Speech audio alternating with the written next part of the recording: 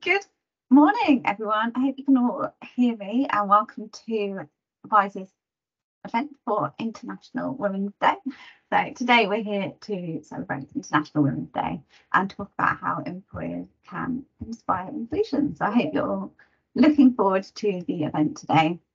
As we just wait for a few more people to come into the session, I will flick onto the next slide because as part of today's presentation, we will be using Slido, which is an interactive resource because we want you to get involved in the conversation and we want you to join in some of the discussion today.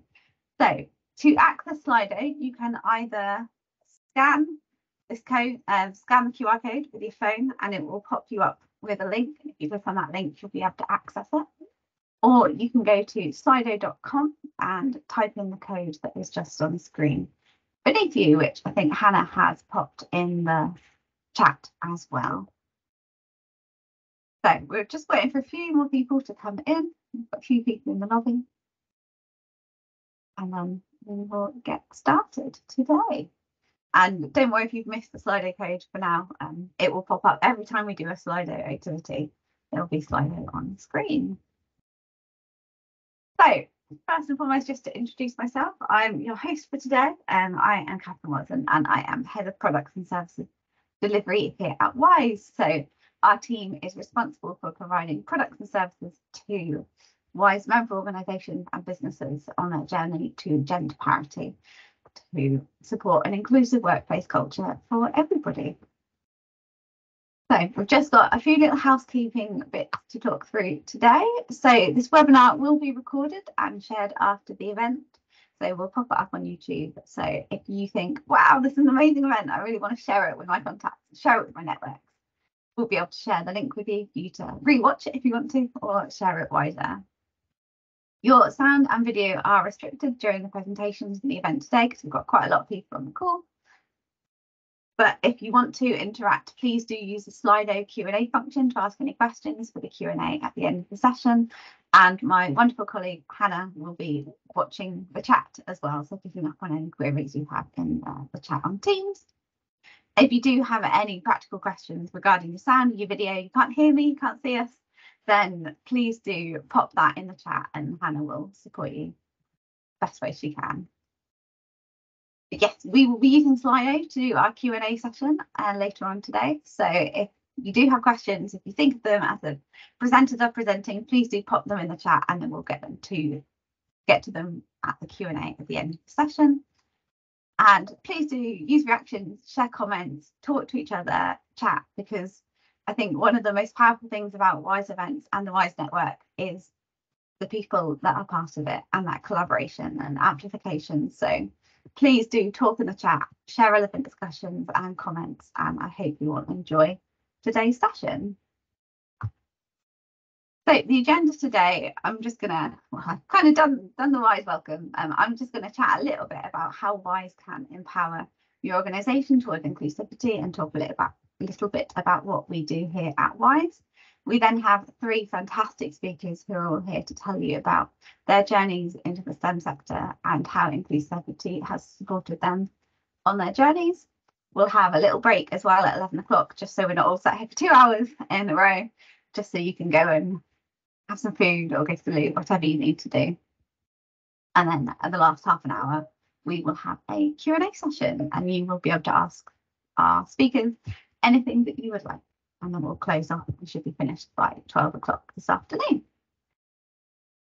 So I'll get started. So the theme of International Women's Day this year is inspiring inclusion. And what we really want you to come away from this event is some ideas about how your organisation can inspire inclusion in the workplace and also how you can inspire inclusion as well. So I'm going to talk to you about how WISE can really support your organisation towards inclusivity. And as I said, the campaign theme this year is all about the crucial role of inclusion in achieving gender equality. So it's a call for action to break down barriers, to challenge stereotypes, and to create environments where all women are valued and respected. So here at WISE, we do a lot of work to support gender parity across the entire pipeline. And so the way that I wanted to break it down for you today is to talk you through the pipeline. And this starts from classroom, working with young people, all the way through to boardroom, which we'll get to at the end of the presentation. So before we start, what I'd like you to do is answer a little question for me on Slido. So if you can either scan the QR code here, or go to slido.com and type in the code. And then if you go to the polls tab on Slido, you should be able to see this question pop up. And then you should be able to offer a vote as part of that. And I think what I'm hoping and what we are very much demonstrating with this poll at the moment is that a lot of people don't have full transparency about the roles and opportunities that are available in the STEM sector, as we are all in.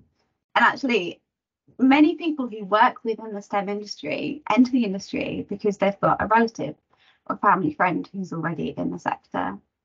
And inclusion within education includes everyone having the opportunity to hear and understand about the diversity of STEM roles that are out there. And at WISE, we want every young person to be able to see someone who is happy and successful in the STEM sector, who they can relate to and identify with, so that they can envisage a potential future within the industry. And as you can see here, it's definitely the older age bracket, which are at the top of our list. So people that are younger, when we go into schools, we introduce them to these roles within the STEM sector that we've only learned exist in kind of like the last 5-10 years, or however many it is. We want to show them the opportunities. And the way that we do that here at WISE is through our My Schools, My Life resource. So this is our outreach resource that helps to support the recruitment of girls into STEM subjects. And it features a personality quiz that we get young people to complete and we get role models to complete. And then we match them up based on their personality types and hope that if they have similar personality types, they're also likely to enjoy a similar kind of career. And it really helps to spark that conversation about STEM careers, about the opportunities that are out there. So at WISE, we have an online platform which is available at myschoolsmylife.org.uk. And we have over 1,200 profiles of women who work within the STEM sector in all sorts of roles in all sorts of areas. And what we want to do is get the most diverse group of people on that platform as possible, because we want every young person to be able to find someone on that platform that they relate to. So one way that you could support inclusion yourself is to create a platform, create a profile on our My Schools, My Life platform, and we can share details of that if you're interested in doing it. We also offer training in My Schools, My Life to allow you to go and use the resource as part of your outreach tool. So if you're going into schools, you're going into community groups like Girl Guides, or you're going to careers fairs and events, it's a great tool that can really help promote inclusivity in that workplace to help increase understanding in those younger age groups about what opportunities there are out there. So now that we're working through the pipeline, once we've inspired the next generation to consider a career in STEM, we need to ensure that we have inclusive recruitment practices in place to help feed them through. So I've got another question for you, have a vote on. So according to a Deloitte Global Millennial Survey, what percentage of millennials look at D&I policies before taking a job?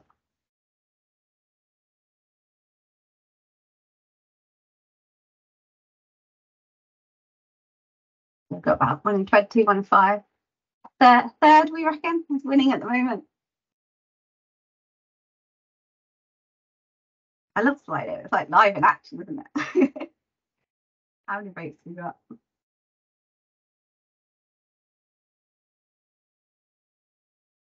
I've got tied to, oh no, 34% has taken the lead.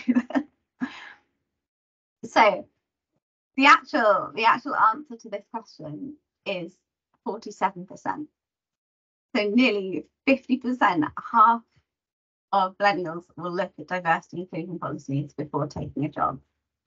And this is a really important part of your recruitment process, of the way that you showcase your company as an organisation. So here at Wise, we do a lot of support through our Wise recruitment workshop and consultancy work. So we work with organisations to help them make their recruitment processes more inclusive. And this is at every single stage of that process. So whether it's what policies you have on your website, what you have visible to people who might be interested in looking for roles, whether it's looking at the images and wording on your website to ensure that they're inclusive and that everybody looking at your website can kind of see themselves fitting into your company. It's looking at your job descriptions, so ensuring that they're not using male code language. It's looking at where you advertise your jobs and your vacancies. So we've got a list of like targeted jobs boards that you can include, such as our Wise jobs board that we have, but we also have links to like jobs boards that are particularly for like part-time workers or returners coming back into the industry. We then support companies with the sifting process. So if you're looking at having set marking criteria, and again, you need to make sure that you're using multiple people to do that sifting process to mitigate any unconscious biases that are there. You're then looking at the interview panel. So have you got a diverse panel? Have they been provided with interview training? And then you've got the questions as well. So are the questions that you're asking, are they all relevant? And then thinking about how you actually select the chosen candidates. So having a standardised mark scheme in place and kind of thing. So whether you currently support recruitment in your business or it's something that you might do in the future, these are all things to bear in mind and all things that Wise can help support with and provide best practice and guidance on if that's something that you're interested in. So next stage of our little pipeline here is all about raising awareness within your employees about initiatives that you have in place. So next question for you. What percentage of women want to know what employers are doing to improve or maintain the gender pay gap? Mainly improve. Maintain it kind of like if it's at a good point.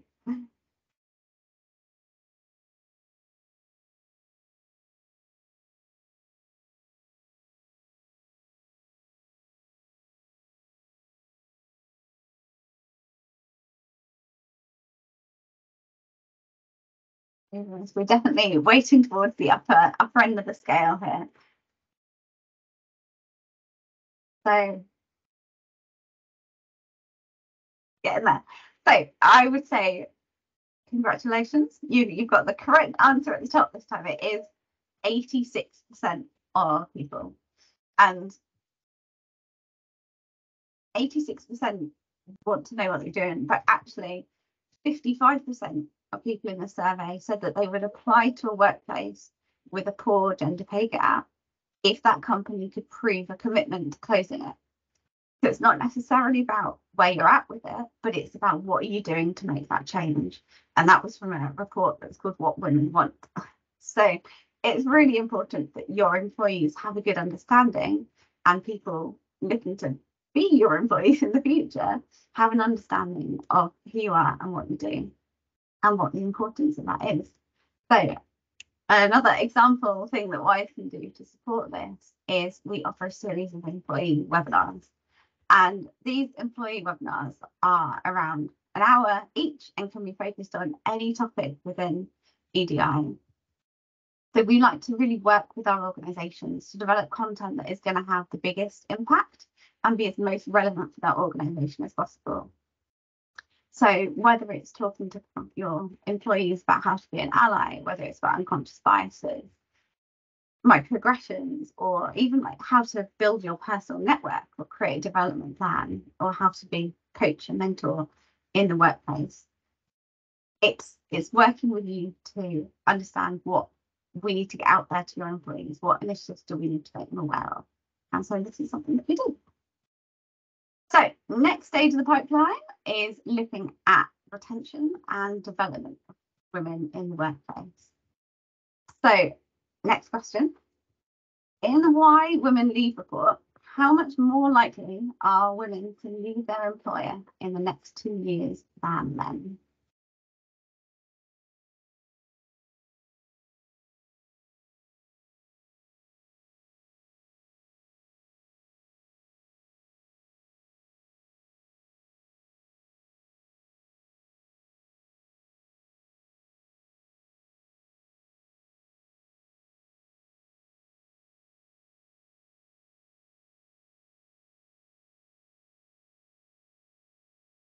Those votes coming in.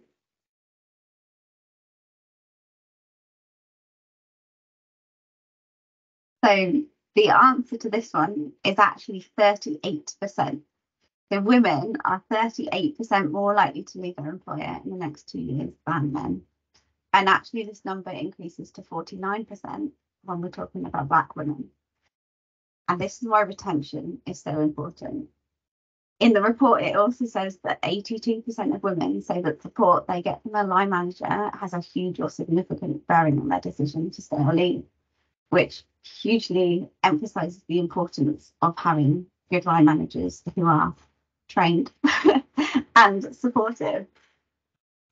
So at Wise, we do lots of stuff around retention and development, and this is just like touching the iceberg, but I wanted to pull out some suggestions from one of our case studies, our event report that's on our Wise website in our resource library. And these were some top tips from Sarah Chapman, who works at 3M, about how to help employees with wellbeing and inclusion in order to help retain them and develop them within the workplace. So she said, work out where you want to go and where you are, and actually the impact that any activity will have in place. So anything that you want to initiate, you need to make sure that you've got your starting point, your end point, and actually the journey and what impact that will have. She also said to ask women and allies what matter most and look for quick wins in those areas as well, because you can do anything, but you can't do everything. So it's really a case of prioritizing and understanding what helps within the workplace. You then have to play to your strengths. So if you have no budget but an amazing building, make use of that for speakers to kind of practice their talks, for example. You then have to make the most of diverse ambassadors and ask who your advocates and organisers are and which development opportunities you can give them. So be sure to model diversity in your teams, and you have to be the change that you want to see. We need to practice what we preach. Number 5, don't constrain people by making things too formal. So a relaxed lean-in circle can have as much impact as a slick corporate International Women's Day event. So it's informal stuff can work, formal stuff can work. It's what works for you and your organisation. And lastly, and I love this one because I say it all the time, is don't reinvent the wheel. So adapt initiatives to suit your situation, but still with pride. Like we here at Wise have such a fantastic network of organisations, and so many companies out there doing such good work. And this is what we really like to facilitate at Wise, getting people to collaborate, getting people to connect with each other, understand what works, understand what doesn't work. Because I think within the STEM sector, we all face a lot of similar challenges and we need to learn from each other. So last stage of the pipeline is really looking at the boardroom. So I've got one more question for you here. Women occupy what percentage of the FTSE 250 executive committee roles?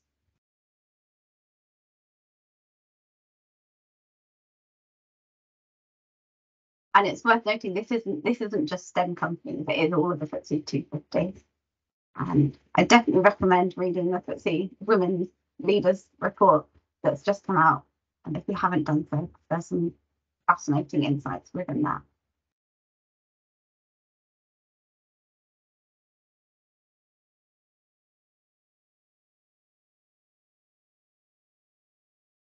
So I think you'll all be pleasantly surprised. The answer to this question is actually 27%. So it's not as terrible as we might think it is, but there's also looking at what roles that those women are within in the executive committees as well. So especially when it comes to the more technical jobs, that number is much lower.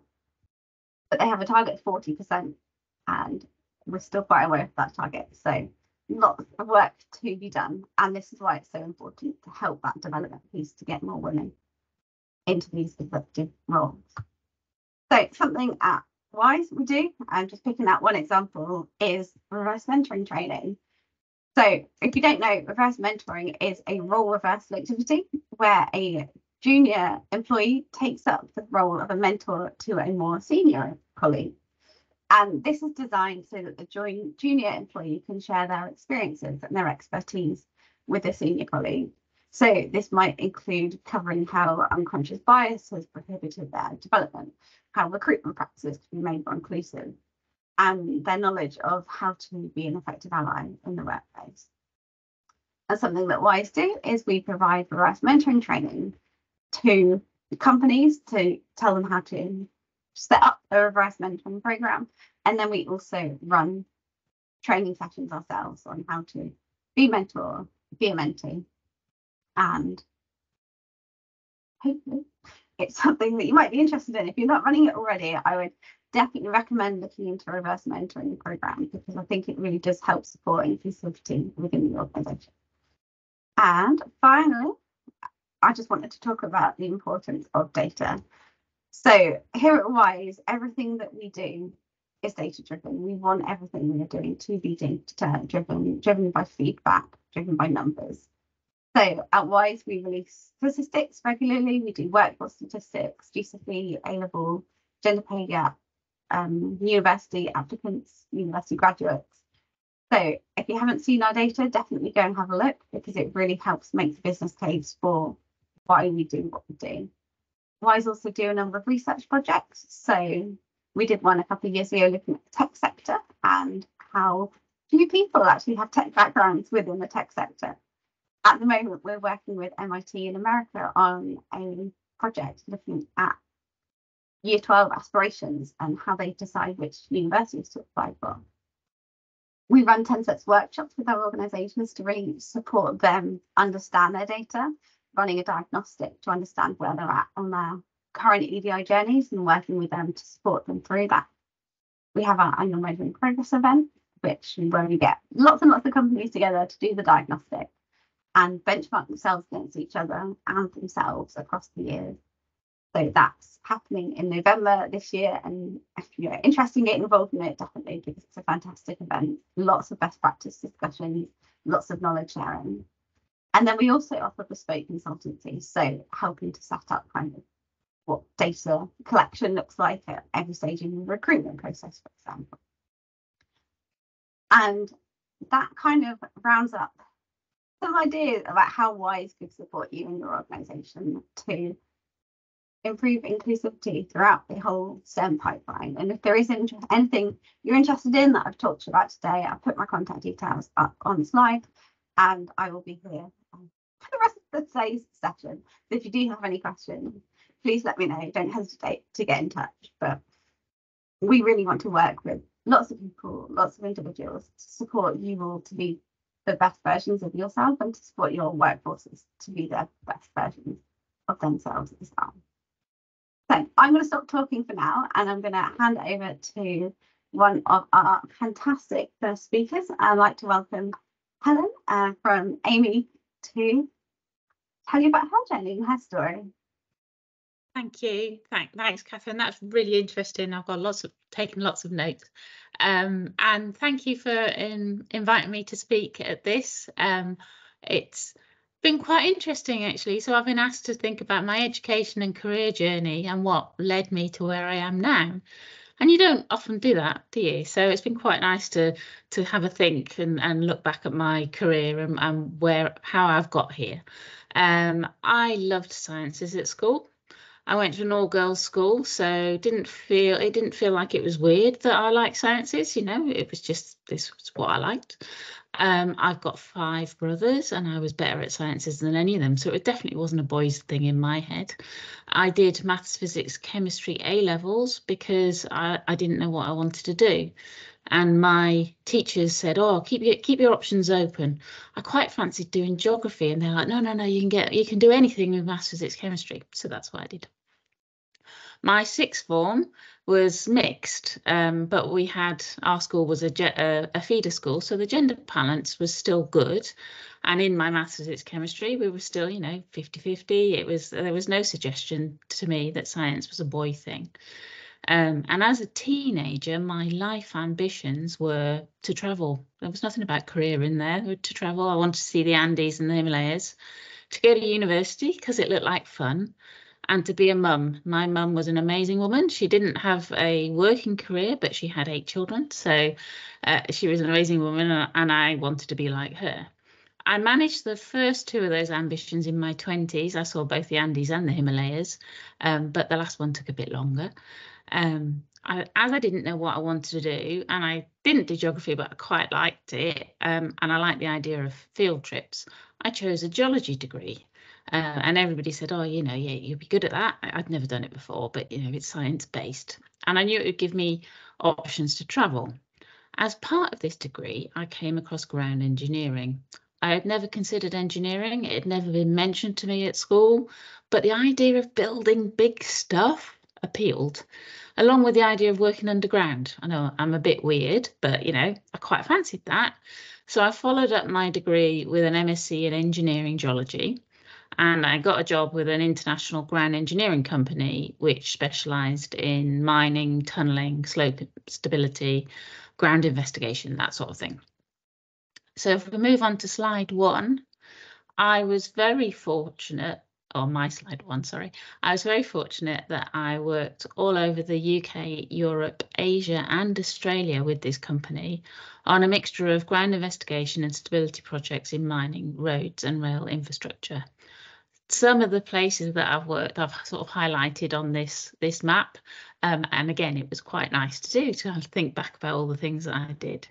My first big ground investigation was for Union Railways, which was a government organisation that I was seconded into, which became CTRL, the Channel Tunnel Rail Link, and then HS2. And I did the investigations for King's Cross St Pancras, for Stratford Station, and for the London tunnels. I was very proud to be able to revisit the London tunnels during construction and go back up to the front and the face of the TBM. There you go, underground again. My partiality for travelling led me to secondments to the Hong Kong government on the roads department, and assignments in Turkey and Kazakhstan and Greece and lots of different places. I also spent a year in the Perth office working in Western Australia and Indonesia. Working overseas in the 90s ensures you built confidence in yourself really fast. You were on your own. You needed to be able to make decisions and know that your knowledge was right and see them through. I was generally on mine sites or in areas that there weren't a lot of women around, but I was the one who was telling people what to do. So I had to be right. In Kazakhstan, I had a satellite phone, which was I was allowed to ring the office once a week. I wasn't allowed to ring home. It was too expensive. And literally, I just said, yep, it's going all right, and I'm still alive. I was trusted by that business to make the right decisions, and I felt safe in the knowledge that I'd be absolutely supported to fix any wrong decisions I made, empowering me to make the right ones. Back in the 90s, I'd never heard of inclusion or psychological safety, but actually looking back, that's exactly what they did. They made sure I knew that they would support me if I got something slightly wrong, and we'd fix it. I loved working with that company, and I cried all day the day I resigned. But the positions above me were filled with men who had families and lived locally and had no plans to move on. So I took a leap of faith and I was working in Maidenhead at the time, and I took a job as a senior engineer in Glasgow, where I worked all over Scotland on railway slopes and slope stability and drainage slopes. So the other 2 pictures here, the picture of the UK, I'm now very much in the UK. I decided to come back and work very much in the UK. And there is the picture of my family with my kids watching the sun come up on the North Yorkshire coast, because I live in York, so that's our nearest beach. So I did manage my 3rd ambition. So if we go on to the next slide, there's some pictures of some of the work that I did in Scotland. So some of those slopes there, the rock slopes and the railway with the rocks that have come off the slope. That's why we net rock slopes, because train drivers don't like to see bits of rock on the track, it must be said. It's not good. And some of the failures that I have fixed over the years. I worked all over Scotland on railway and slopes stability and drainage, and I was seconded into Railtrack as their earthworks engineer, their first earthworks engineer, where in 2002 they had some of the worst summer rainfalls they'd experienced, and it led to over 80 separate earthworks failures, which I had to manage and organise the repair. That one in the top right hand corner was huge. You can almost see the little tiny people walking along the railway. That was a huge job to fix. And there were lots of all different sizes, shapes and sizes over that year that I was in Railtrack, which was really exciting and good. I'm now firmly based in the UK, but I have a national role with Amey. And I have built my career in ground engineering by being the expert in the room, by honouring my promises and doing what I say I will. I was always somebody who, anybody with a problem who didn't know how to sort it, they'd come to me and I'd go, yeah, I can do that. So I might not have done it before, but I would know that I was capable of doing that when others didn't always know where to start. One of those things is I have mapped every unlined tunnel within the rail network in the UK, and the top right hand photo is a little picture. You can just see a little me walking into an unlined tunnel. So I've mapped all of that and risk assessed them. I've designed and built solutions for tunnels and slopes that ensure the ongoing safety of our infrastructure and provide resilience and future-proofing our assets against climate change and failure.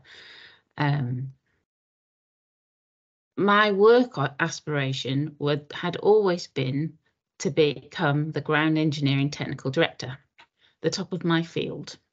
And I've overcome barriers to progression, including chronic illness, long-term illness, redundancy. But the biggest barrier I faced was my choice to take part-time status when my children were little. As I've said, one of my life ambitions was to be a mum. So when I was lucky enough to have children, I wanted to make sure I had the time for them, and so chose to come back to work part-time. For years, when I was asking for the promotion, my manager said that the TD role was a full-time role. I disagree. The TD role is about being the technical expert and the knowledge that's in your brain, nothing to do with the hours your bum is on a seat. And anyway, I always had my phone on, so if they needed me, they could get hold of me. So I kept asking, and eventually, after being a principal engineer for a good number of years, I think maybe 8, maybe 10, and the specialist expert in the business for all things rock, because I'm a bit weird, I was very proud to secure the TD role in 2016. I thought, right, I've made it, brilliant. But once I'd reached the top, what I thought was the top of my career path, I realised, oh, I'm not done yet. 25 years in the sector and I still want to be learning new stuff. And a year or so later, an opportunity arose for a TD role in inclusion and inclusive design. And I thought, I wasn't looking for a move, but I thought actually it's a new challenge and it will increase my visibility within the business as ground engineering is fairly niche. The fact that I was trusted by the business and they knew I understood the operational issues helped greatly in embedding inclusion and new ideas on inclusion within Amey. Inclusion is a constant campaign to get the naysayers to believe the benefits, both internally and externally, and to move the status quo. You know, it's easy to keep going the way you are. So some of these things you need to really push for people to go, oh yeah, okay, maybe that is a good idea. And you need to be able to show them your successes. Since COVID, though, it's got easier. Wellbeing and inclusion has become centre stage. Initially, I continued my ground engineering role. I didn't want to give it up, as well as the inclusion role. But inclusion kept growing arms and legs. And eventually I felt I wasn't able to give the technical role the time it deserved. And also that I was holding the position, stopping others from progressing. So I went full-time into the inclusion space. Inclusive design considers all aspects of inclusion, providing sustainable and environmental friendly solutions that benefit the whole community impacted by any change, benefit everybody equally, and that's the key. But inclusive design starts with the knowledge base in your team where representation is so important. When a team is diverse and reflects the communities you are impacting, you start ahead of the game. You're better able to know what the community needs, and therefore you're going to make the better design decisions. Building inclusive cultures paves the way for increased performance and attracts a wider skills base to the business. Wellbeing, diversity and inclusion is core to our business model at Amey. I've been at Amey since 2009, and I had a 2 and a 5-year-old. You can see they've grown up since, bit bigger now. But Amey's flexible working practices have allowed me to balance work and family while still progressing my career. There were some bumps, but it's been good. And I altered my working pattern as my family grew, going from term time working that let me work less days in the school holiday and using early starts, enabling school pickups, and then building back up to full time when I was ready. Within Amey, we have a progression framework to encourage employees to think about their own development and progression, and it allows them to put themselves forward for their next promotion. So really putting your own progression in your own hands. When it was first introduced, though, we found that men were more likely to put themselves forward than women.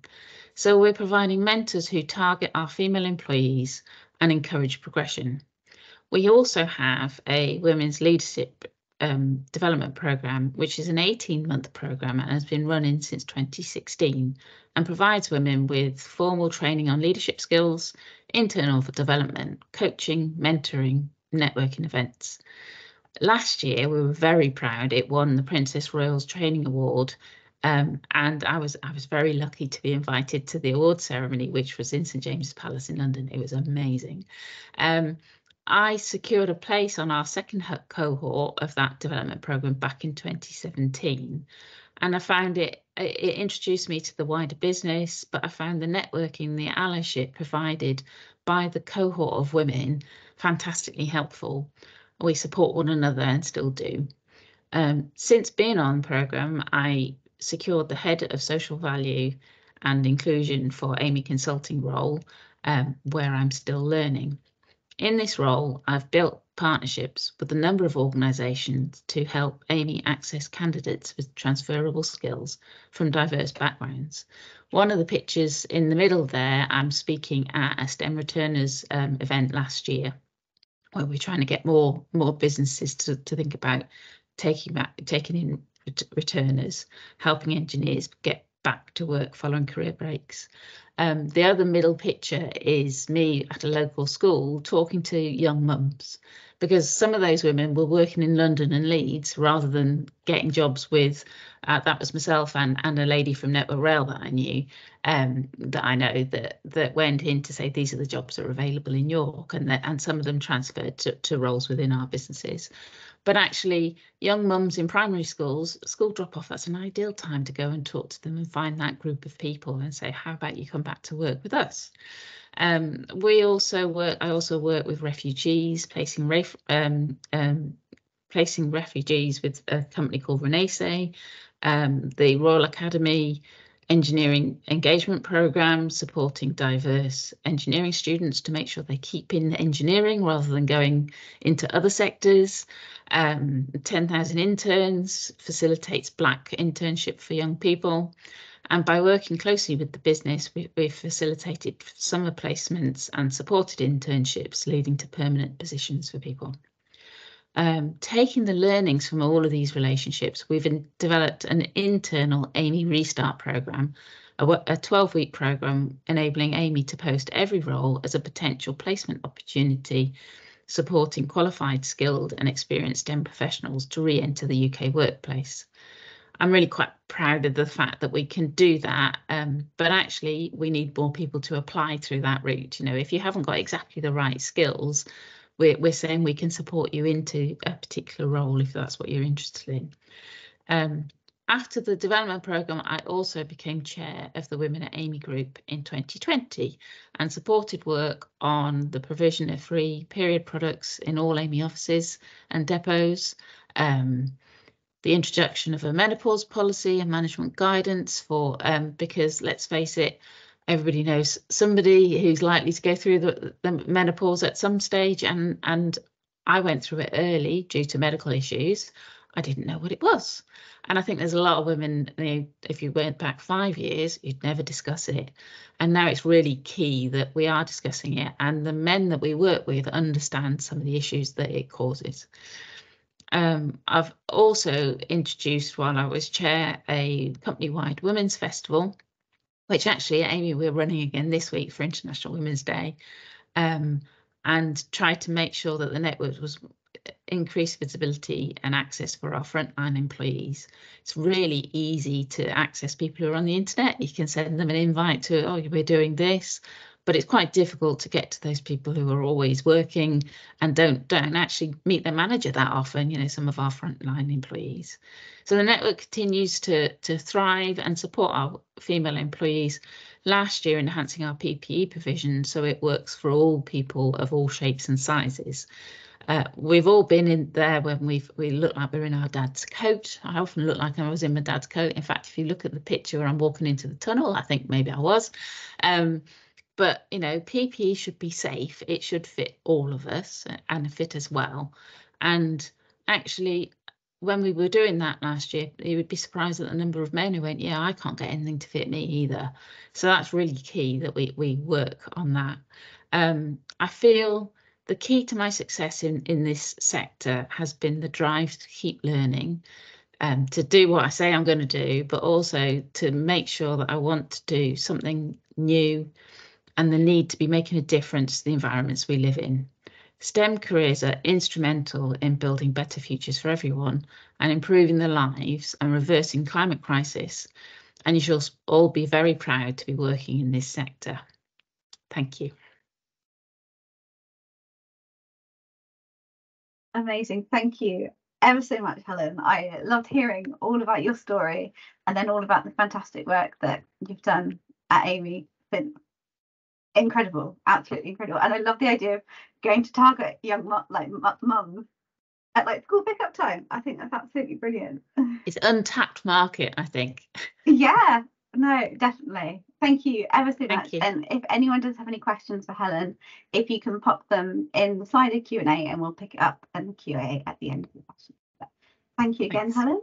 And now I'd like to introduce everyone to Vera, who's from AtkinsRealis, to talk about her story and her journey. So thank you, Vera. Lovely. Thank you very much.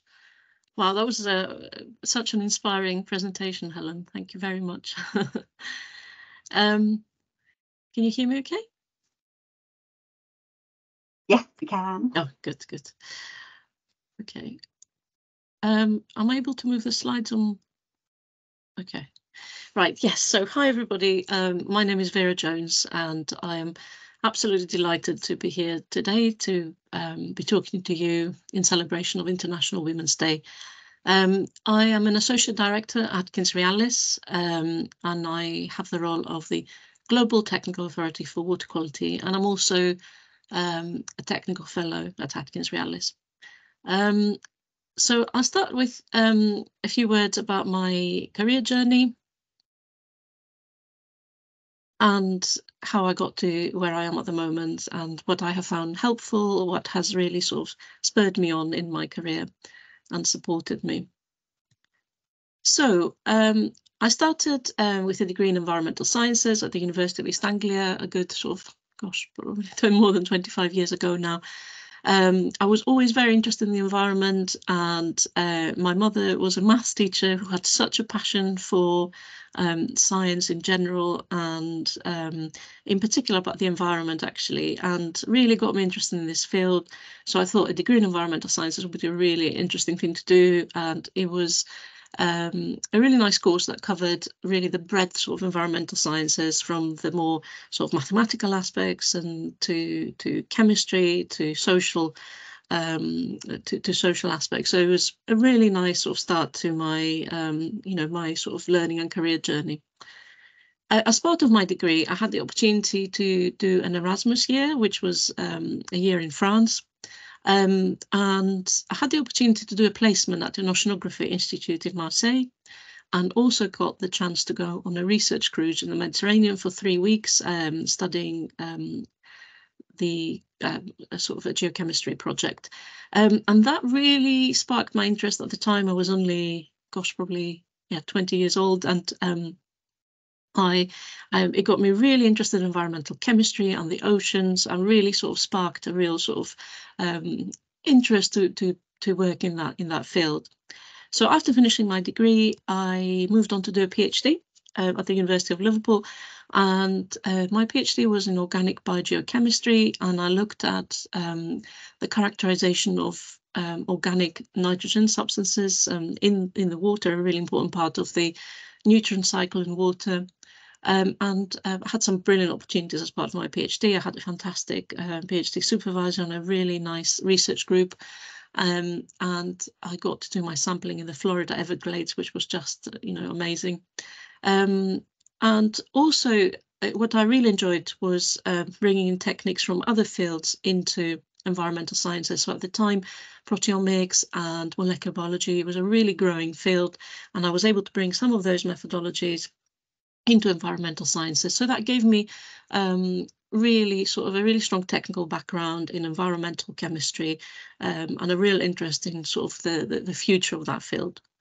So after I finished my PhD, I applied for a Marie Curie fellowship, and I was absolutely delighted I got it. And I did a postdoctoral fellowship on organic carbon, looking at dissolved organic carbon in the ocean and how that is cycled, and in particular, again, looking at the structure of organic carbon, using a range of different techniques, again, bringing them from sort of other fields that were really up and coming at the time, and using them on environmental samples. And I got to go to, well, I spent most of my time in France, but I also spent several months at Woods Hole Oceanographic Institution, which is, a leading oceanography institute globally, and it was just such an incredible and inspiring environment to be in. So when I was sort of, it was a time to return from the US, I had the opportunity for a job in environmental consultancy that came up, and I thought, well, I'll give it a try, because I was quite sort of intrigued. I wasn't sure if I wanted to have a long-term career in research, so I thought I'll give it a try for 6 months, see if I enjoy it, if I'm good at that sort of environment. And that was back in 2005, and it was with Atkins at the time. The organisation was called Atkins, is now called AtkinsRealis, and I started working in the water quality team. So I started working as a water quality scientist, and bringing in that environmental chemistry, geochemistry expertise into the consultancy world. And I found that I really, really enjoyed it. I was really enjoying having quite shorter term projects where I could see the end. I really enjoyed writing for a sort of broader audience than you do in research, but it was also really helpful to have that research background in my work, I found. And I spent quite a few years developing my technical skills. So I did a lot of water quality modelling, which I hadn't done before in the first years of my career, and I really enjoyed that. And I developed some new approaches, new techniques, and delivered some really, really nice projects in that field. I also got to work in a very broad range of things. So did a lot of work and I have continue to do a lot of work over the years on micropollutants in water, both in drinking water and also in the environment. And then also developed some sort of slightly more niche aspects. So, for example, a topic I'm very, very interested in and have developed over the years through a number of projects is antimicrobial resistance in the environment. So I've had the opportunity to really do a broad range of things, but also a broad range of sort of different aspects of water quality, but also do a different sort of hold slightly different roles throughout my career. So at first I really focused on technical developments, and I learned lots of new things. And then I also moved on to doing some more project management, which was really interesting and gave me that sort of commercial and business understanding, which I didn't have before. And then I gradually moved on to technical leadership, and that has been, brilliant, and the role I really, really enjoy. So after through progressing my career and having those different stages in my career, I'm now the Global Water Quality Technical Authority. So I oversee a team of water quality scientists working throughout the UK on water quality and water pollution, but also across the world in different offices. And water quality and water pollution has become such an important topic at the moment. So it's fantastic to see the level of public interest in the topic, and obviously the investment that comes with that as well. I have also continued working as a senior project management and director, and I particularly specialise in collaborative projects with universities and academic institutes. I've always been really, really passionate about equality, diversity and inclusion, and have been very vocal in that space, and just really passionate about making a difference in that, in equality, diversity and inclusion, in particular gender balance. And I had the opportunity to work with the Women's Network in AtkinsRealis back in 2004 or so. I think my involvement started, and back then it was a very small group of women in the Bristol office where I was working at the time. And that group has, and then the opportunity came up a couple of years ago to co-chair that network, which is now called Empower.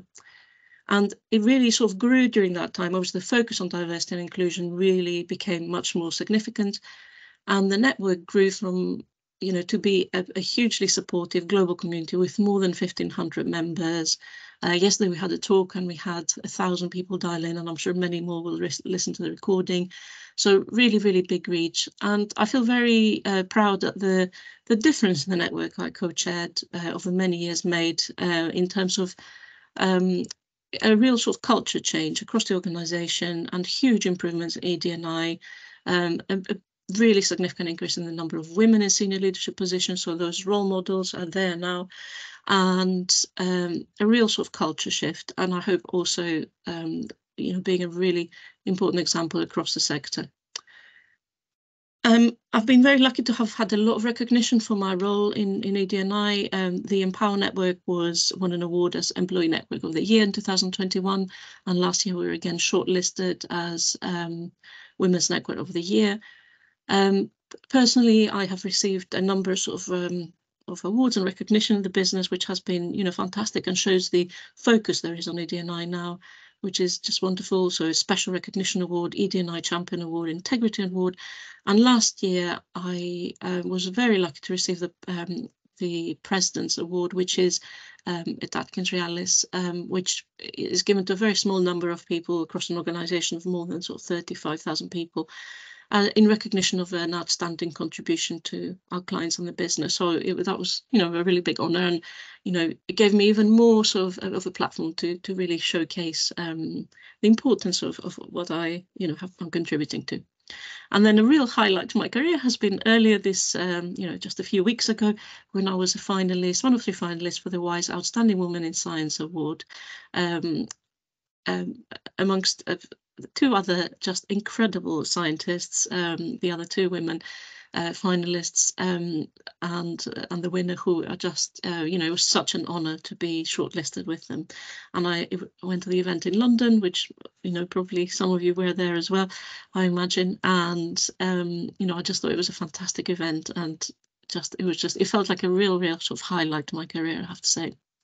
So this is, really broadly my career path. And I think the important thing for me, the important point is that everybody's career journey is different, and it's not a linear process. You don't just it doesn't just go up and up and up and up. And I think it's really important to invest the time in technical. For me, it was really important to invest the time in technical development, coming in from research and developing new skills, learning about a whole new field of water quality modelling, for example, that I didn't know much about, and then exploring new fields as well, which I've brought into consultancy. And then there have been periods when I've progressed really quickly, and periods when I focused on learning, and I'm just it has really, that is the career journey that has really worked for me, and I'm really enjoy the role that I have at the moment in that technical leadership role.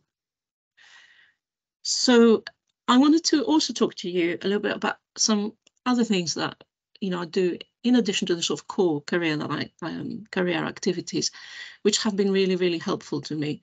And, you know, I think are really rewarding and useful things to do for your career progression, but also useful sort of for showcasing your work and your team's work. So I am very active on professional social media. I was quite a late adopter to sort of professional social media because I don't use social media a lot, you know, personally, but I have found it a really useful platform for my work. So I'm quite active on LinkedIn, and you know, it has given me a really huge reach to showcase my work, connect with other people, learn from what others are doing. And as an example of sort of the reach of my posts, I wrote an article on antimicrobial resistance in the environment last year, which had more than 8,000 views. So, you know, fantastic reach. And, you know, the people that have contacted me and things I've learned through those connections has been amazing. I also feel really passionate about communicating science to a wider audience. I'm really interested in that whole piece about public communication of science. And with water quality and water pollution becoming such a big topic, and I'm just delighted to see that, and to see that my field of work is in the news so much, and there's so much interest in it, and that there is that desire to improve water quality, to improve the quality of our rivers and protect and our coastal waters and protect the environment. And I think it's really important to harness that increased environmental awareness and bring everyone together, make the most of the knowledge and the passion that people have to protect the environment better. In the best way we can. So I've written actually an article on that, which also, you know, received quite a lot of attention on harnessing that environmental awareness. I try and write a lot of, as much as I can, on the articles in industry press. For example, I had an article a few weeks ago where I was featured in this New Civil Engineer on ways to improve water quality modelling through innovation and collaboration with academia. I've dipped my toe into the podcast world. So I did a podcast a couple of months ago on inland bathing on actually sort of UK's wild waters and swimming, and the importance of wild swimming now for people, and what we can do to protect our waters and create that safer environment for people in terms of water quality to swim in. And how that links in also with well-being and our communities. And I'm doing another podcast in a few weeks on the challenges and the complexities of water pollution. I'm really passionate about working with academia and research. I think it's really important for industry to collaborate with academia and universities and research institutes, bringing those ideas from the latest thinking in the field into our work in industry. So I've done a video for the Open University. I've been working with students at UCL on their setting them sort of a challenge for in their MSc projects. I've done guest talks at Cranfield, and I'm a regular guest lecturer at Teesside University, which is the university very close to where I live. I've also always, for many years, sought to have involvement in industry roles and be there to sort of really help shape future policy and be there in that discussion. So I'm a member, for example, of the Foundation for Water Research and Water Resources, Foundation for Water Resource and Water Quality Technical Panel. I am a fellow of the Institute of Environmental Sciences. I'm a chartered marine scientist, and I was previously the vice president of CTAC, the Society for Environmental Toxicology and Chemistry. And I think all those roles I've learned so much from the people I've met through those roles, and I have felt that I'm making a real difference in shaping the future of my technical field. I'm now interested in doing increasingly more work in the STEM sector, so I was really interested to hear what WISE does in this whole area, and I've been talking to local organisation here in my region in North Yorkshire, Teesside, which does talks at primary schools, talking to girls about the STEM sector, talking to pupils about the STEM sector, about what a career in the STEM sector might look like, and inspiring that younger generation. So really excited to be doing more work in that field. And finally, I'm a really big believer in the importance of mentoring. So mentoring has been hugely helpful to my career. So I've had, in particular, 2 mentors who have had a big impact on my career and my career progression, and encouraged me to have more self-belief and really sort of believe in my abilities and do, you know, fulfill my potential. And in particular, the last years I've had a mentor who has been absolutely fantastic and has really helped me to focus on achieving that career progression, and really focus on sort of guiding my career as well. So I would really encourage everybody to have a mentor, and I have really seen that people who have a mentor, you know, sort of have that career progression that they want. And because I think just having that time to really focus on what you want to do next, understanding your strengths and, you know, what the gaps might be, where you might need sort of development, and believing yourself, I think that mentoring really helps with that. And I also mentor a number of colleagues. I've mentored several colleagues over the last few years who have gone on to achieve significant career progression. I find that hugely rewarding, and it's something I would again encourage people to do, to mentor both more senior colleagues, but also mentor younger colleagues, but also more senior colleagues as well. I really believe in reverse mentoring. So that's been a really important part of my career and something I think makes a really big difference. So my thoughts on an inclusive workplace, what has helped me, you know, really sort of flourish in my career, I would say, yes, and you know, things that I think are important to help women, but everybody fulfill their potential. So what does an inclusive workplace look like? So I think there is no sort of, there should be a line appearing now, I think. So it's difficult to capture it all in one definition because it is such a complex question. But my view of what an inclusive workplace is an environment where everyone can fulfill their potential, as I referred to earlier in this presentation. I don't think there's one thing that can just sort of create an inclusive workplace and fix all the D&I issues. I think it's such a complex issue, and there's no solution that fits all, but it's really important to have that multifaceted approach. So I've put a few key pieces of the puzzle, in my view, in creating that inclusive workplace. There are so many other aspects as well, but things that I have found that have made a big difference. Firstly, having equal opportunities to showcase our work through communication channels. So I think often you can end up with having just the same people showcasing their work or showcase through the comms channels of an organisation, just because, you know, I think it's sometimes sort of easier to go to the same people. And I think that it can make quite a big difference to someone's career progression, how well known their work is, how much it is showcased to a wider audience. So I think it's really important to give a broad range of and diverse group of people those opportunities to showcase their work.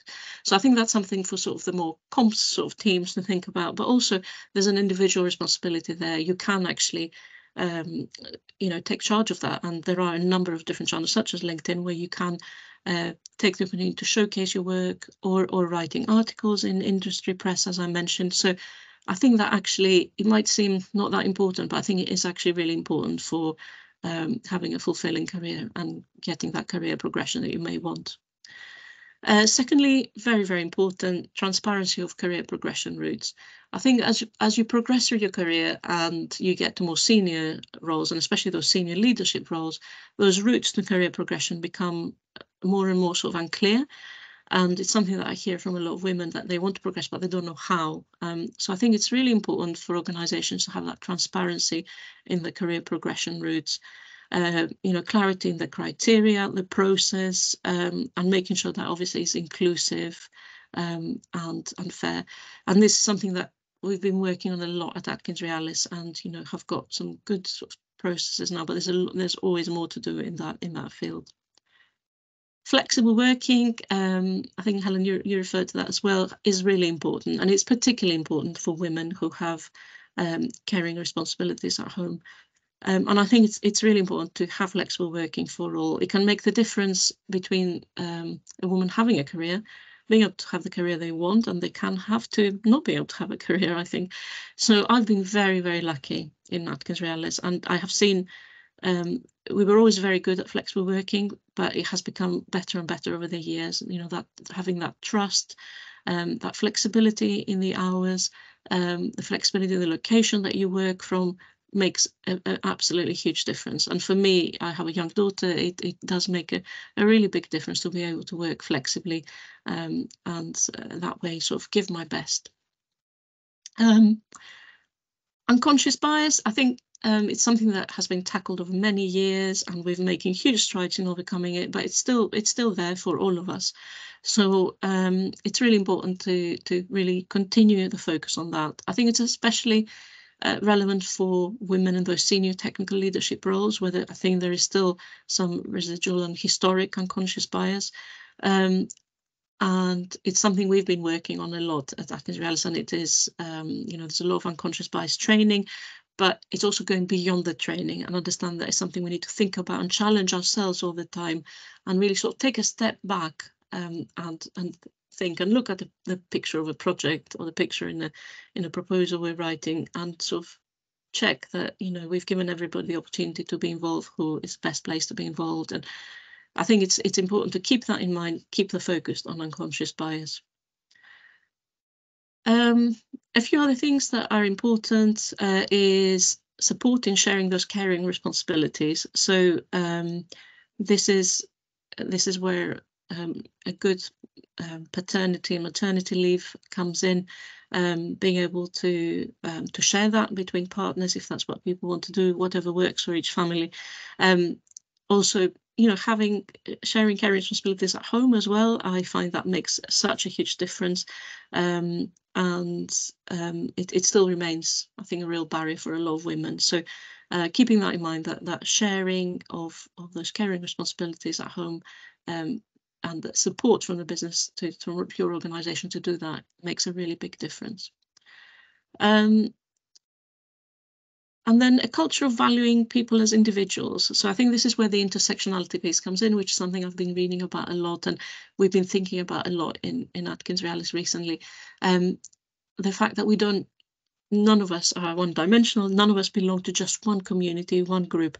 We are all complex individuals who belong to different communities, and we're really sort of the summation of all our experiences, our strengths, our challenges. Everybody has had different challenges. Nobody's, you know, has had a linear career, as I've said, and it's about understanding that everybody's a unique individual and sort of valuing that and cherishing that. And I think that's where Edie and I sort of going towards, I hope, you know, that understanding of the uniqueness of everybody and how we can support them to fulfill their potential. And then finally, something that might appear sort of not fairly trivial, but I think makes a big difference and links into those comms, that comms piece, is about organisations supporting people to attend industry events and conferences, and supporting a broad range of individuals, a diverse group of individuals, to attend industry events and conferences. What I have found is that, what I have seen is that women often lack those very senior networks. So networking is key for career progression, in my view. So I think investing in attending those industry events and conferences, not only you come back sort of hugely inspired and enthused about your work, I've found, and, you know, obviously learned a lot about the latest in your sector, but you've also created those key networks which are so important to career progression. So really, you know, it's a complex topic, and I think it's important to bear in mind that you can't just sort of fix and create an inclusive workplace with just one action. It's about targeting a multitude of different issues, and these are some thoughts from me on what you know, has been important from what I have seen, and has helped me to reach a role that and a career sort of progression that you know, I'm really happy with. So thank you very much. Hope you found that interesting. And yeah, I look forward to hearing your questions. Oh, amazing. Thank you so much, Vera. It's so insightful, again, just to hear all about your story and about the different ways that you think inclusion can be supported in the workplace. There's some brilliant takeaways there that people can take away to their own businesses. So we're going to have a quick break now. So we're going to break until 11:15, just so you can go get a drink and go to the loo if you need to. And then we'll meet back here for our final speaker and the Q&A at 11:15. Thank you very much.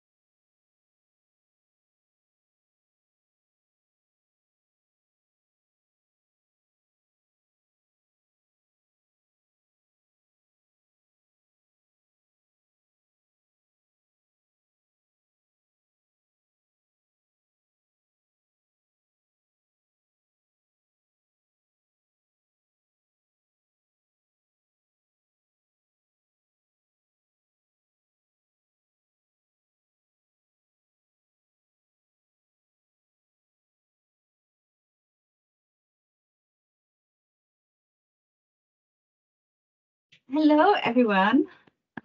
Welcome back. If you have come back, my 4 minutes went very, very quickly, I have to say.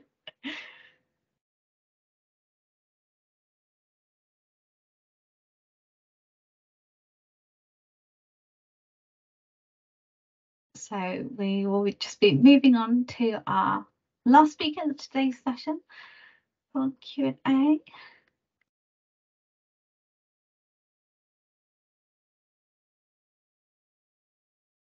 Hey, there you are. And I will hand you over to the wonderful Farai. Hello and good morning to you all. Thank you so much for joining this session. So a brief introduction. My name is Farai Mwashita and I am over here at CBRE GWS, which stands for Global Workplace Solutions. And my current role is the Project Support Office Lead for Amey. Next slide, please.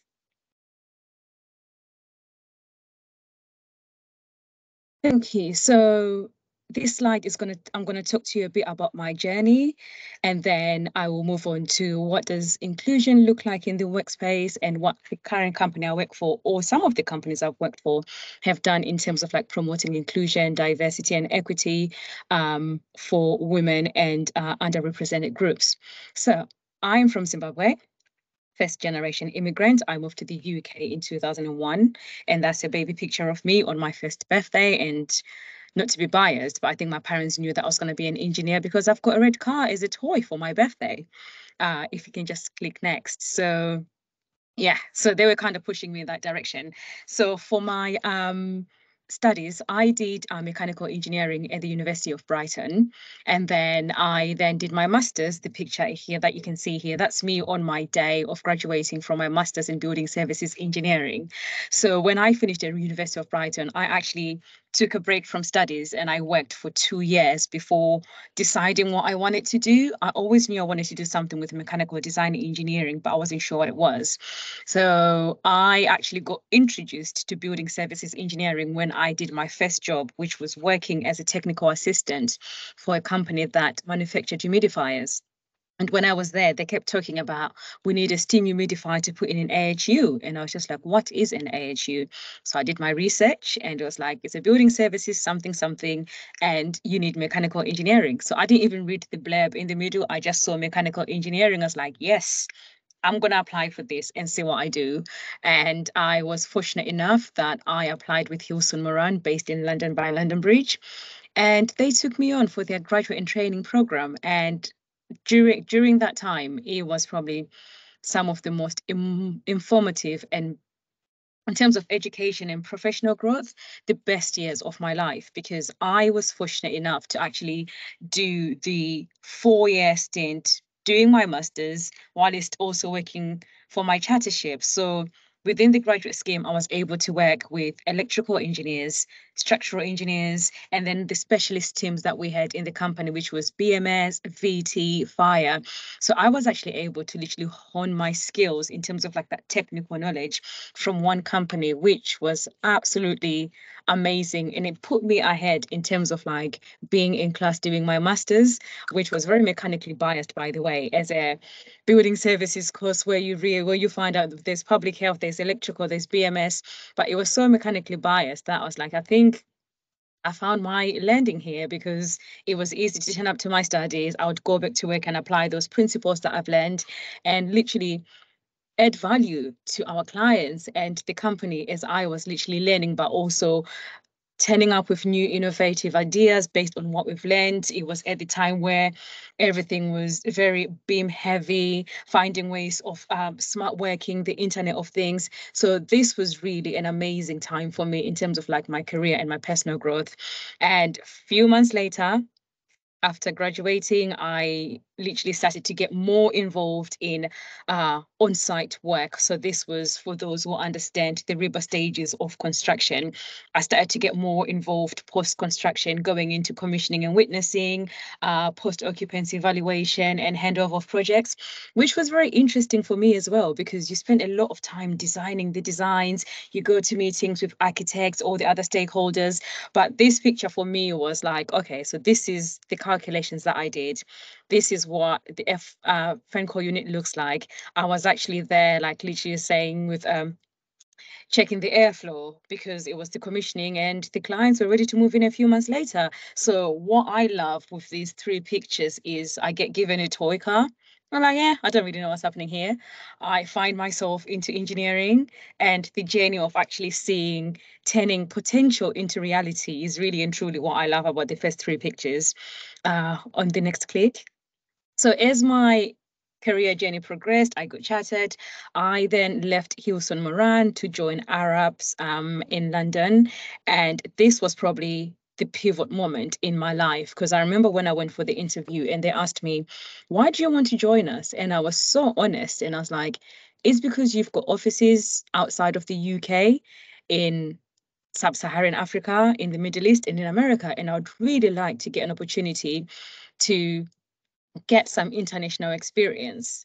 6 months later, they literally sent me an email saying, are you still interested in international mobility? Because there is a potential that they need engineers at Dubai International Airport. So I was like, say no more. When do I pack my bags? When do I leave?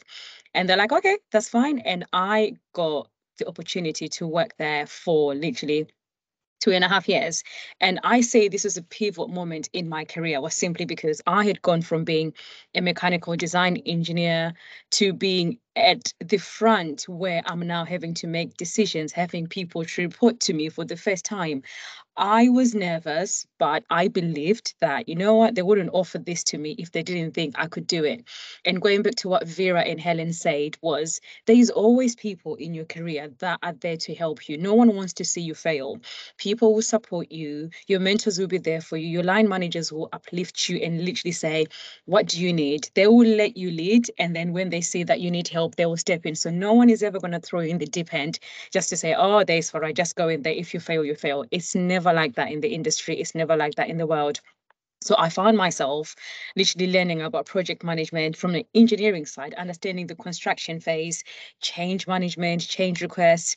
And it really set me in terms of like, I can now be an engineer technical wise, and I can now be an engineer in terms of understanding that commercial aspect of running a project, what is required, the people side. And a lot of what I did at Dubai Airports is a lot of stuff that's completely underrated and people don't talk about until you find yourself in that position. It's the people side.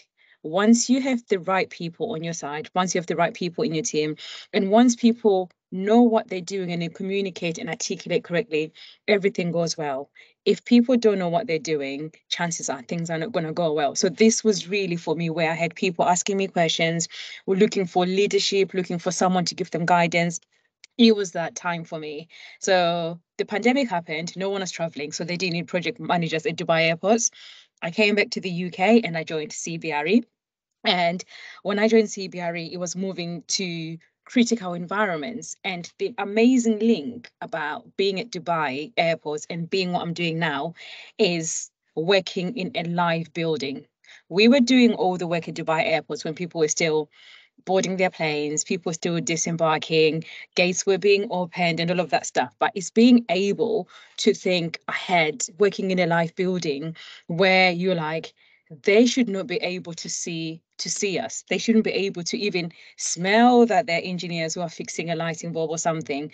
So when I link that to what I'm doing now, working in financial and people professional services, critical environments, I'm talking data centers. This is literally working in buildings where you've got traders 4 or 5 floors above me where they're doing their trading work. Nothing can go wrong. There's no room for error.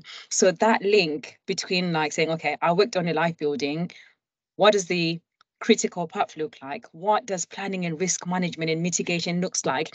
Is all the skills that I learned and literally now applying them to where I am.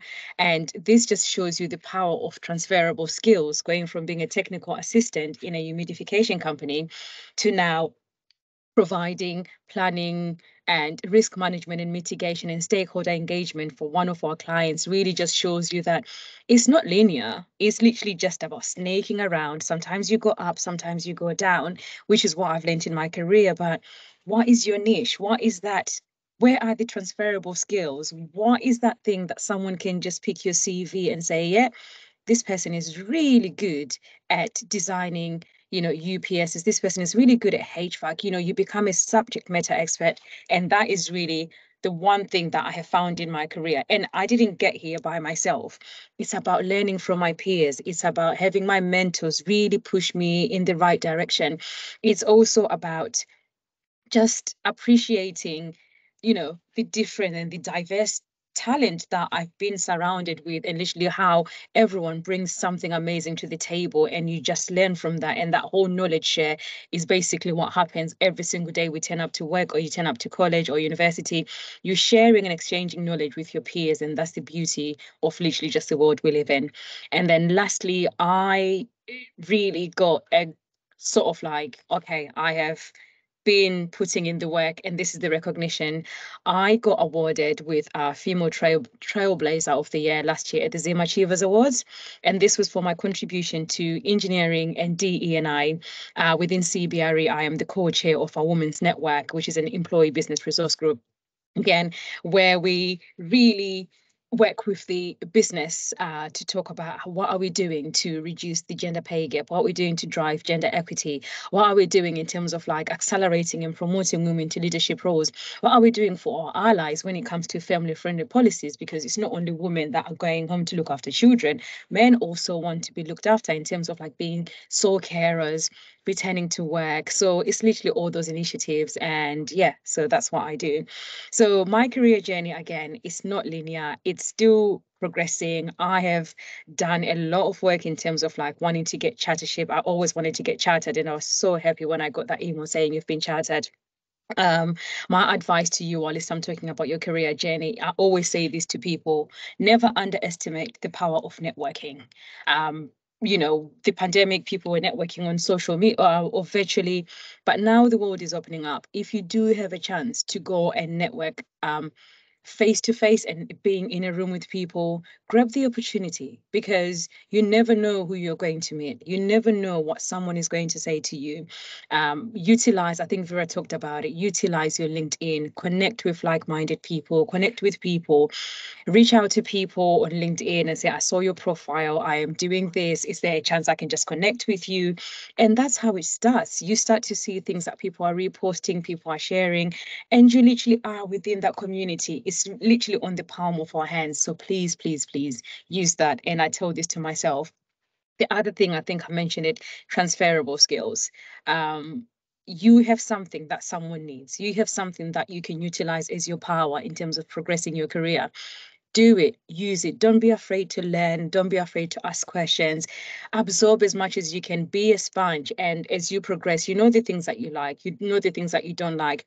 But there's power in knowing you can tap into your knowledge and say, you know what, I don't really like doing this, but I know how to do it. So I'm going to offer it as a service, and you'll be surprised where it takes you. And last but not least, have a mentor, be a mentor. So many good things literally come from mentoring. It exposes you to a whole different world. It literally diversifies the way you think, the way you do things. So I'm a champion for mentoring. And again, me as a mentor, it's just a way of paying it forward. I genuinely believe that the people that are coming after me should not have the same struggles or asking the same questions about why is there no equity, why is there no equality, when I've been given the chance and the voice to literally speak for them and pave the way. So, as I mentioned, I am the co-chair of our GWS, our Women's Network. We have got a wide range of employee business resource groups, including our Armed Forces, Family Network, Proud Network, the Faith Network. So where I sit within the Women's Network, I saw an opportunity to enhance on our DE&I strategy as CBRE. I saw an opportunity to put a stamp on the things that I believe in, that I'm passionate about. So I'm very passionate about engineering. For the past, I think, 3 years, it still shocks me that we still report the stats of women in engineering as 16.5%. That percentage has been the same for the past 3 years, which is amazing. We're now at 16.5%, but why haven't we moved from 16.5 to maybe 20 or 21 in the past 3 years? And this is why I do the things I do. So what can we do, or what can organizations do to increase inclusion or be more inclusive in their workplaces? it starts with the low-hanging fruit. If you work for an organization or you're in college and they have got things like the Women's Network, all these EBRGs, start by joining them. Be the voice and be the change that you want to see. I would encourage you all to start there. That's just how you can contribute. What can organizations do? I'm a firm believer in that just giving people a seat at the table is not enough if you're not going to value my voice. Give us the seats at the tables. Listen to what we're contributing.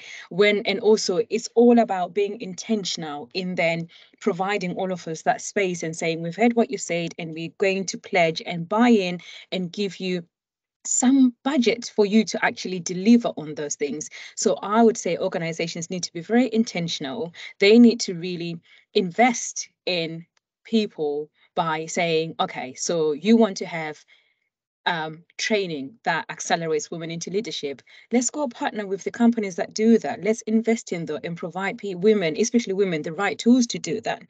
I a member of WISE, and it's literally seeing that skills gap, that's literally it scares me that we get a lot of graduates graduating, joining engineering, they get to mid-level and something happens and we all leave.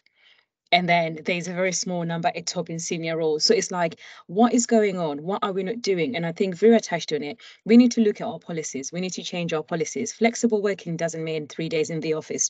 Flexible working can be people can tailor the calendars based on their life at home. You should be allowed to log off at 2 p.m. and come back at 6 p.m. and then finish your work. It's about having that trust that people are going to do the work. So it's looking at our policies. What are we saying? And part of looking at policies is also looking at things like, what are we doing in terms of things like paternity and maternity leave? How are we recruiting? Where are we going to recruit? What are we doing to retain our people? What programs do we have? Do we have a mentoring program? Do we have a reverse mentoring program? Do we have a coaching program? All of those things to actually see how are we including being inclusive in the things that we do. And it's also about, lifting those people in underrepresented groups. Give people a seat at the table, but don't just do it as a tokenism. We actually need to make sure that they are being, nurtured in the way that they're progressing. Representation matters. So the first point of being inclusive is literally realizing that representation matters. And for people to feel like they're being included, they need to see themselves on our intranet pages. They need to see themselves in our policies. They need to see themselves in the goals that we have for the year in terms of like whether it's a financial goal, how we want to make this certain amount of profits. People need to see themselves along that journey. So it literally starts on the day that you say, I want to be inclusive, be intentional, drive it all the way along and make sure you have allies. If you see some of your colleagues saying, oh, it doesn't really matter anyway. No, challenge them, really challenge them and say, without a diverse way of thinking, without being inclusive, without equity, we are literally going down a slippery slope. And it works for a short moment, but you start to see how you're falling back. You start to see how you're losing all your best team members because they're going somewhere where they're being represented, where they're being catered for. So that's literally my advice on how companies can be inclusive and include inclusivity in the workplace. And on that, I can definitely say, let's all remember that DE&I is a journey. We are all on different stops along that journey. Some people are starting, some people are in the middle, some people are way advanced. But let's also, be compassionate and show empathy to everyone on that journey because our learning skills and the way we learn is completely different. But as long as someone is actually doing something and jumping on that journey, I think we're all heading in the right direction. So this is probably a shout out moment for what has CBRE done in terms of like encouraging DE&I inclusivity in a workplace. That's worked for me and other people. I'm very, very proud and honored to work for CBRE. It's a very DE&I heavy company. If you go on LinkedIn, anyone who works at CBRE is every single day posting something about what we're doing as a company. We do stuff like partnering up with different charities. Our charity this year is the Alzheimer's Society, where we're really trying to give back in the community. So the way we support that is by having our colleagues contribute and participate in the pledge that we've said. So we have different initiatives. So we've got what we call the coffee roulette, where it's networking platform for our colleagues where they can meet each other in the office or virtually, but to participate, we ask for a donation. And the good thing about that is people within the company get to know each other. People are being paired with someone that they probably didn't know existed in the company or someone they've been scared to talk to. But by so doing, we actually including people in the workspace. We're actually encouraging people to meet up with different people. By so doing, they're diversifying their way of thinking, diversifying their colleagues and their talent pool within the office, and actually learning about what we're doing within different sectors within the company. So that's one of the things that we're doing. I've mentioned the variety of EBRGs that we have at CBRE. Everyone has got room and space to join whichever EBRG that they want to join. And in there, again, we've got different events, we've got different webinars where it's Learn, Grow, Develop, where we actually run sessions from how to deal with imposter syndrome, how to build a personal brand, all of those type of things that we're trying to, again, to accelerate and help people literally reach their true potential. And for me, it's just been given about the opportunity to be a co-chair of the Women's Network and reaching out to different people, being able to literally work on initiatives that are going to favor a lot of the women and our allies and make sure that people are bringing their best selves to work. So that's literally what CBRE has done for me. And also me not being scared to stand up for what's right, believing what's right, and working with different people. So I've worked for different companies, and every single company I've worked at, I've always been involved in whatever segment they have to do with encouraging and empowering women into engineering. That's how I joined CBRE. That's how I got the platform for the Women's Network. So it's being given that platform, having to partner up with WISE or our partner, really leaning on their skills, on their talent, on their SMEs to say, this is our, our sort of like our problem areas. How can we partner with WISE to then encourage more women into the industry? How can we partner with WISE to just look at that 10-step organization? What are we doing in terms of like unbiased or DE&I recruitment? So presenting this business case to the company and then for saying, yeah, we like what you've done, let's partner with WISE, literally just gives me so much hope, and it makes me happy and proud that I work for a company that listened to me, literally looking and say, this is where our problem is. If we partner with WISE, I think this is going to help solve our problem. We're going to maybe reduce that, skills gap that we see at mid-level of engineering and technical roles. So that's literally what's, what we've been provided with. We also have our own mentoring scheme and reverse mentoring scheme within the company, which is absolutely phenomenal. We have people joining in every single day. It's an on-rolling 12 months program, so people can join in whenever they want. And I'm a mentor. I've seen people who are mentors and mentees, and they really talk about how it's really helped them that we've got such a program within the company. So yeah, I can carry on talking about what we do and how we've done, but I'm just going to close this by saying, by CBRE providing this space, I have also paid it back by being committed to the cause, being committed to wanting to see women in engineering and technical roles progress. I will continue fighting the fight for equity, diversity, and inclusion, because I've seen what it's done for me, and I want it to be better, even more for other people, and include them on my journey and just help them along the way. Yeah, I have written some articles that have been published for the ACE, which is Association for Consultancy and Engineering, which is a group that looks at infrastructure and building services and how, again, young people can come together, share their knowledge, their journey, how we can work together to actually improve, especially the tech side of building service and infrastructure, which kind of seems to be lacking behind compared to other engineering industries. I love my job. Thank you so much for inviting me. And I am really happy that I get to share my journey, and I really do hope it inspires someone to stay in the industry, pursue a career in engineering. And yeah, I'll speak to you again in the Q&A. Thank you so much. Fabulous. Thank you ever so much, Farai. That was brilliant. Like, you talk so passionately. It's great, and there's so much good stuff there as well that people can take away.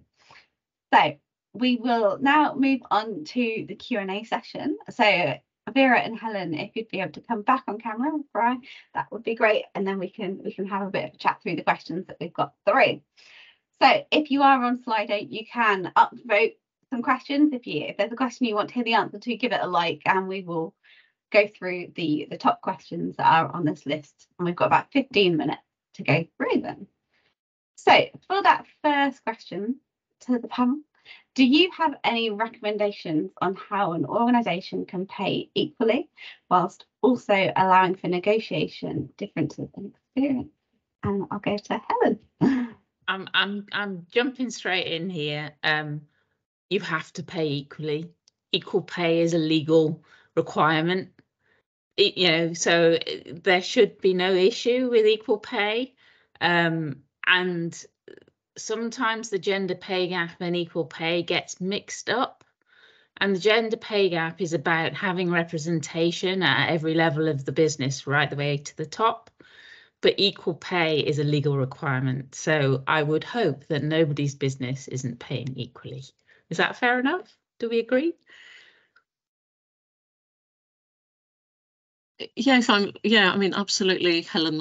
Yeah, absolutely. That was my first thought, that we shouldn't get confused between sort of that equal pay is, as you say, is a legal requirement. It should not be something that we're even having to think about really anymore. But yeah, I guess the gender pay gap statistics now really are a reflection of the fact that there are still many more women, many more men in those senior leadership positions. So that's what it kind of illustrates us. And it's great that those stats have become a requirement. So I think having to publish them obviously gives that extra momentum to efforts to address the gender parity issues.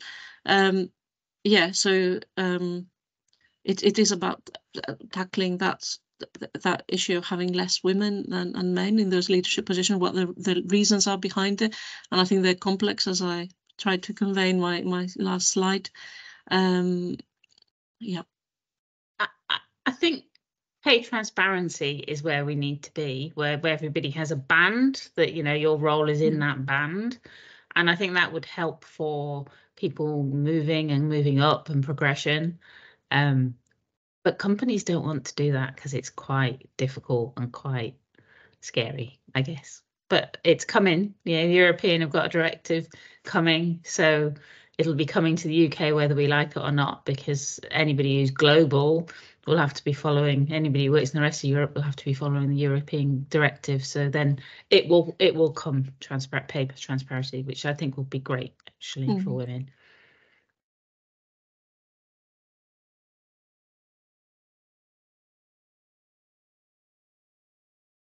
Oh, Catherine, you're on mute. Yeah, it was going to happen, wasn't it? Let's face it.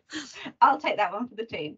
But yeah, do you have any tips on how to encourage men to take advantage of equal shared parental leave when offered? Farai. Yes, so I think it goes back to what Helen was talking about. There's policies and there's rules that are coming into the workplace which are starting to be mandatory, with some of them which are already mandatory. And one of them is literally about parental leave, paternity leave, and maternity leave. If you're fortunate enough to work for an organization that gives you full pay for 4 months, I would encourage you to take it. Let's, again, dismantle the stigma, simply because when it comes to paternity leave, and I'm starting with paternity leave, we have been shown through the pandemic the importance of a really good work-life balance. People have never worked so hard until we got a pandemic and we were working from home, and we completely lost concept of it's okay to take a break. It's okay to stop doing things. So let's encourage well-being. Let's encourage good work-life balance. And if it's there, why not take it? It's the same as you saying, I'm entitled to a lunch break. I'm going to take my lunch break. So if there is that policy that allows you to say you will be paid for 4 months, and the policies and the structures are there, why not take it? Take it and be part of the family, be with your family, do what those policies, they're there for a reason, really and truly be there. And in terms of maternity leave, I think it goes back to what I was saying about the programs that are there. Let's not, and this is to companies, let's not look at women going on maternity leave as a way to say they're going to lose their skills. I'm not going to lose my skills because I'm a mother. I'm still going to be an engineer. And going on maternity leave should not be seen as a hindrance or should not be seen as anything. It's the same way you classify, and it should not be seen as like, oh, she's doing work because she's looking after her children. No, it's the language as well. We need to change the language around when we talk about maternity leave and paternity leave. It's just no difference to someone going on leave. And we just need to then be very honest, be transparent in terms of like when it comes to women's health, women going on maternity leave, let's just say it as it is. I'm on maternity leave, I'm coming back. I did not lose my skills because I was at home looking after my family. The same way, men don't lose their skills because they've gone on paternity leave. We don't say this to people who go on sabbatical, but they still come back into their roles. They're not looked at it differently. So why do we do that when people go on maternity leave? So I'll probably say, let's utilize the policies. Let's utilize what's there. Let's promote good work-life balance. Let's promote well-being. And once we start looking at it, it's just like they're on leave, they'll come back. I think we'll be on the right path in terms of literally getting rid of the stigma. Amazing. I think, Helen? I think you're spot on. I think one of the key things we can do is make sure the men in our businesses understand what's available to them, because I think, especially in large businesses, I think the policies can get lost. And I know that a lot of people have never even heard of shared parental leave. They don't know it's an option. We need to be getting equal parental leave. You know, we're not there yet. Some businesses are better than others, but it's key, because you're right. The maternity gap takes a long time to get back from. And actually, we need to be encouraging those who go off on a maternity to think about, while they're on maternity, think about what they want to do next. How do they want to come back, and be really clear in what they want to be doing next, rather than just going into what they can get. Do you know what I mean? Vera, did you have anything to add? Well, I think, yeah, quite a lot of the key points have been covered on this, but I think there is still that bias that women that come back from maternity leave don't have the same, I think an unconscious bias, of course, that they're not as driven or as sort of ambitious about their career anymore. I felt that at times from a small group of people, and I think, you know, it's about overcoming that is quite important, because I actually applied for a new role when I was at the end of my maternity leave. You know, I loved being on maternity leave, but then when I saw this opportunity, I was really keen and applied for it, and had sort of an interview actually while I was on maternity leave. And I was really pleased that my manager informed me about that position, because he knew I was interested in it while I was still on maternity leave. And it's that understanding that, you know, you can. Yeah, as I think the other speakers have said, you don't lose your skills or your drive, you know, because you've been on parental leave. Absolutely not. You know, actually, you know, in some ways, I actually feel even more motivated actually to be a, you know, a brilliant role model and example, hopefully, for my daughter. No, definitely. I think there's if you haven't looked at the report, Careers After Babies, which is done in 2023, and 85% of women leave the full-time workforce within 3 years of having kids. And there's some other really interesting statistics in that report. So I definitely recommend going to have a look at it if you haven't seen it already. Yeah, yeah. So next question.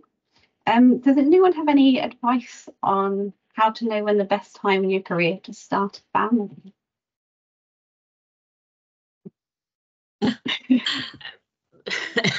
Yeah, I don't think you can decide on that, to tell you the truth. I was in my 30s because I was too busy traveling around the world in my 20s, I guess, honestly.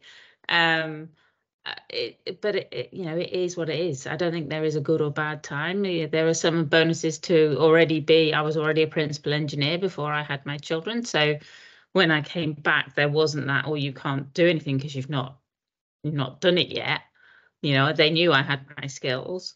Actually, my boss at the time was desperate to get me back. He brought me back 2 hours a week just to make sure I came back, sort of thing. But yeah, what age? I don't think it's as easy as that.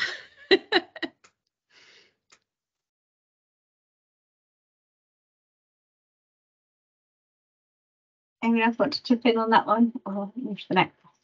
Okay, so how can you start a conversation about a development plan with a manager? So if someone knows where they want to be, but not how to get there. All right. So this one goes back to what Helen, Vera, and I have said. That importance of having those stakeholders that are going to influence your career journey. And the buzzword in there was have a mentor. So it's really good to sit with your manager about your development plan. But for me, I found that it's also good to have a mentor, to have colleagues that I can speak to and speak to them about their journey. I'm sure everyone on the call has got someone that they say, I wonder how that person got there. Oh, it sounds like what they're doing is something that I want to do. So I would say the first step is speak to different people, get a mentor, find out about their journey, find out what worked for them, what they did, whether it's additional courses, whether it's doing stuff like, you know, being part of an EBRG group, whether it's doing volunteering stuff, things that will help you bring that extra layer to your career. So I would say start there, and then also talk to them about what you think you want to do, because half the time we don't know what we want to do, but somehow we always land in the right place. Talk to them about your options and take their feedback. And I'll say, once you have that, approach your manager and say, I'm thinking of doing this. I've got a mentor and I've had discussions with people and this is what they've done. And it sounds like it's something I want to do. What do we have in the company? What resources do we have that can help me do that? Or if you're project-based, literally say to them, what projects can I work on that are going to take me to the next step? And also evaluate where you're working and say, I don't think this project is going to give me that, take me to from B to C. I need to be on that project that's going to take me from B to D. And actually come up with suggestions like, I don't think working on this commercial project is going to help me get this competency, but if I go and work in healthcare and education, I might be able to get that. And that's my advice that I would give to you.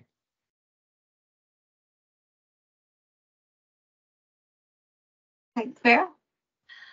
Yeah, absolutely. I think you made some really good points, Farai. I think for me, just doing a development plan in itself is what makes all the difference, really. You know, just starting that process actually is a huge step.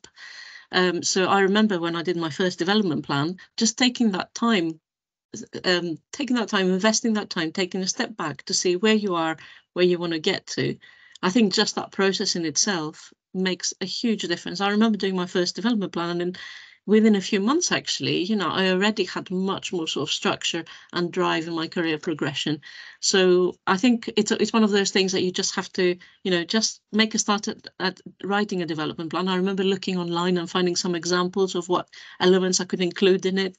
I think that process in itself is hugely valuable.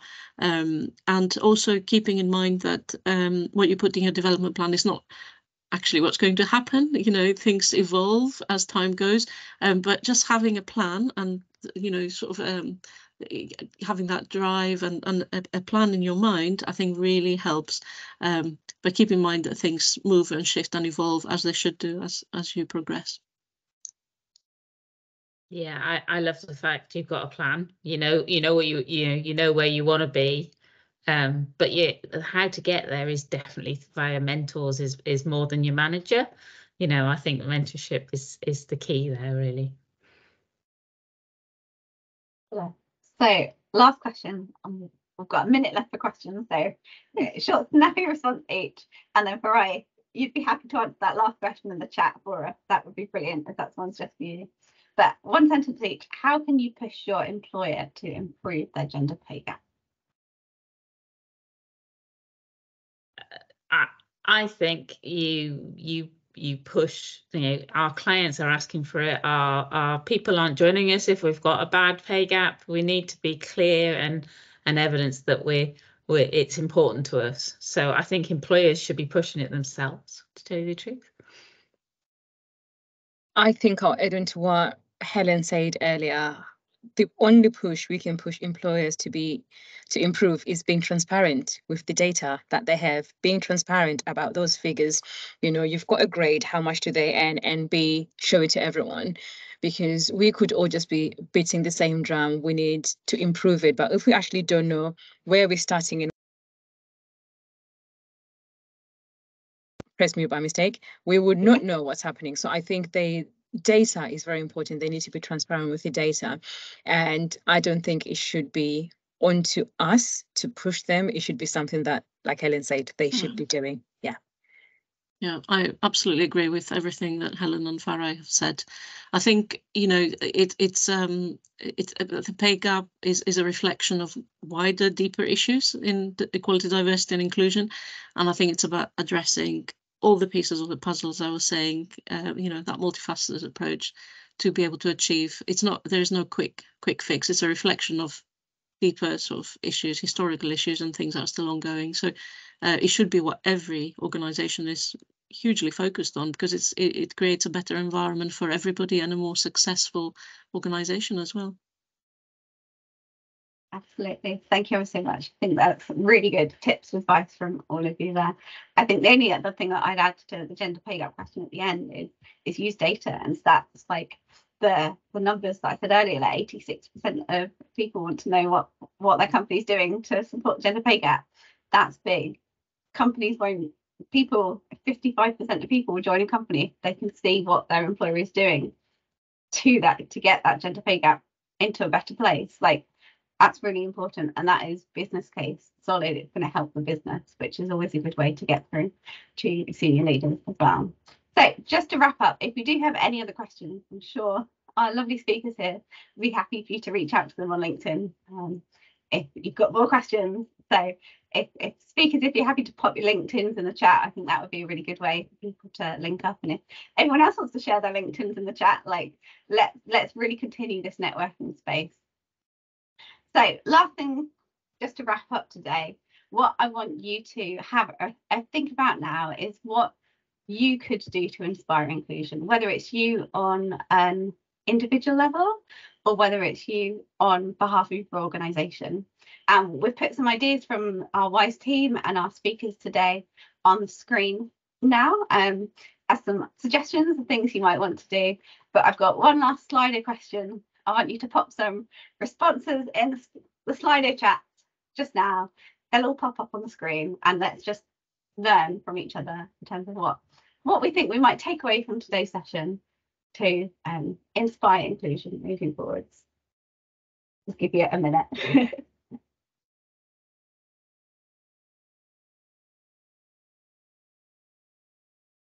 Speak up. I think that's a fantastic one. Mentoring, absolutely, whether you're a mentee or a mentor, I think mentoring is really valuable for both parties involved. Networking, excellent. Networking's gone huge. I wonder if multiple people put that in at the same time. Absolutely. I think keeping your networks, growing your networks is really important. Link up with people on LinkedIn. Please stay in touch with WISE, and I've got some upcoming events that you can come to look at networking, sharing ideas, pave the way. I like that one. Communicate with each other and ask questions. Definitely. Championing diversity. Listen to the voice of others, listening, communicating.